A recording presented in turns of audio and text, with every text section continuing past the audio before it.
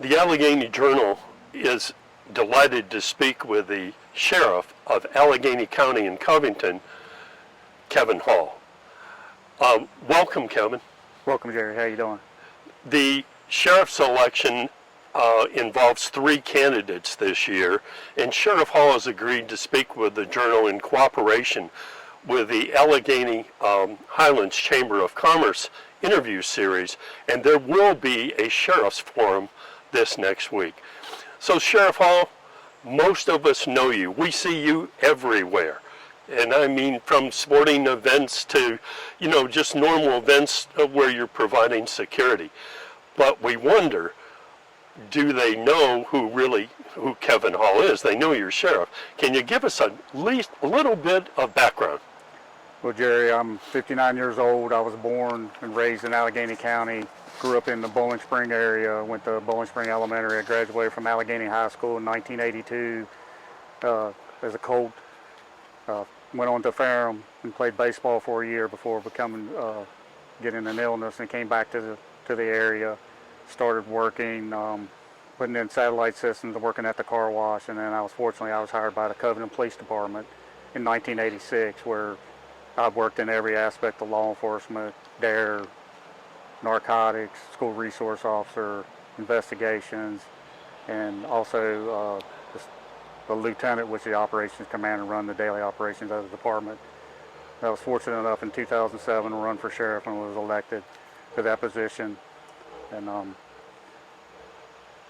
you've been busy ever since. Yes, sir. I mean, my leadership, not just locally, but I've been tapped in Richmond. I've been put on opioid commission by 2 different governors on a addiction and recovery council at the present time, and also the E911 board under 3 governors, where I'm the vice chair of the committee. So I have a lot of leadership. I've been pretty sure it's proven leadership over the years of things that we've done here at the Sheriff's Office to advance our office, especially in the training and the community relations.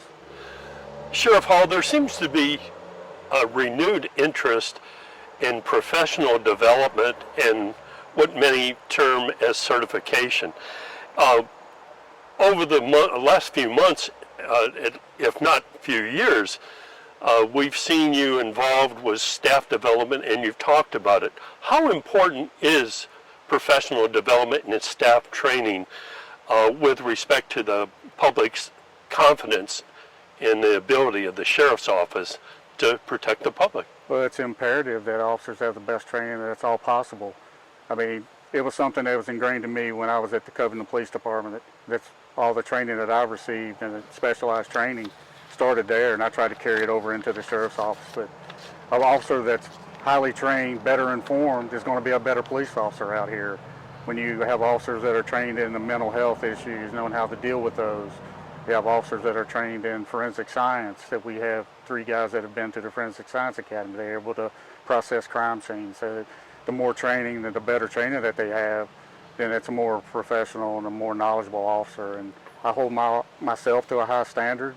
A lot of the trainings that I've had that I've kept up since becoming sheriff, that once you're a sheriff, you don't really have to do it, but DCGS requires us to have 40 hours of in-service training every 2 years, and I've kept that training up for the last 16 years. And you can either do that online at some of them, but also when you go to different conferences and other outside trainings, you get certain credit hours. Things like cultural diversity, we're required to have 2 hours of that every 4 years. Legal, you have to have 4 hours, and the other is career development. And I've kept up my certifications in all those areas in my specialized training that I have, and I give those opportunities to officers because that makes our community better when our officers are knowledgeable of the situations that we deal with. And this job has changed so much in the 37 and a half years that I've been working. That's certainly true. And like any good interviewee, you beat me to the second question. There seems to be more mental health issues these days.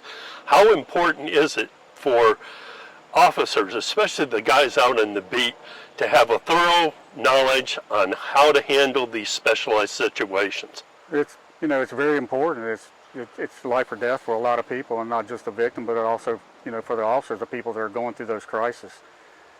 We have officers that are trained in crisis intervention, and we started that team along with Ingrid Barber in Community Services Board, where we received a grant for $545,000 that we were able to start a crisis intervention team, and the officers have a 40-hour-a-week training. 95% of officers have had it, that whenever they go to deal with these situations, they give them verbal issues that they can understand, verbal de-escalation when people are having a mental crisis or a substance abuse issue.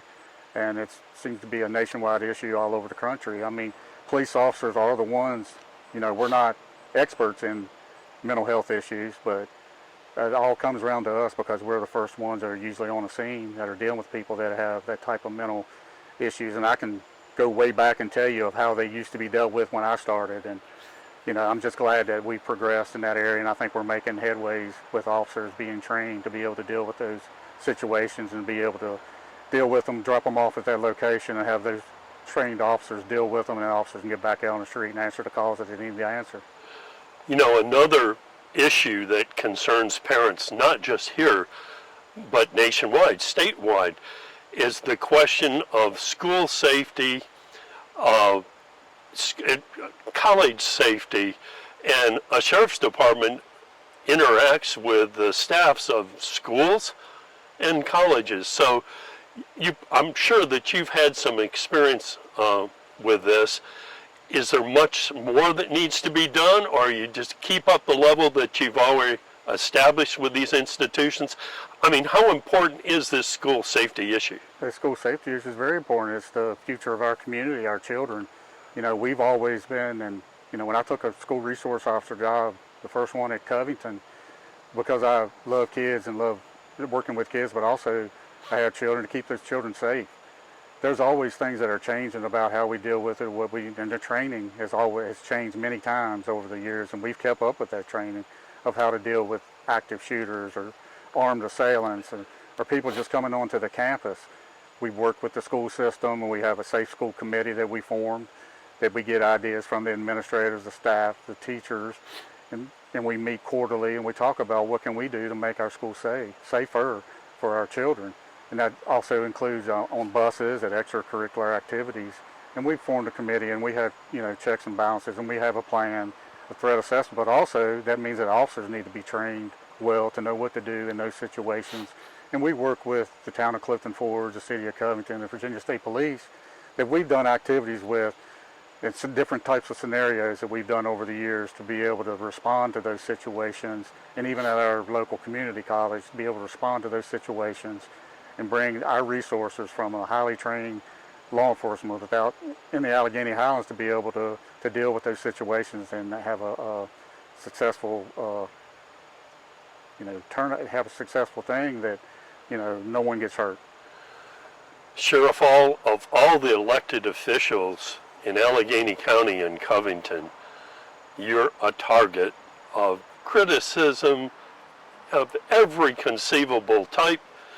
And, it takes a pretty strong character to go out on a dinner or, just be at an event and listen to the outrageous comments at times. Sometimes, I'm sure, great praise. And so here you are seeking yet another term. And the $64,000 question is, why should the citizens of Covington and Alleghany County re-elect you? I'm proven. I'm a proven leader.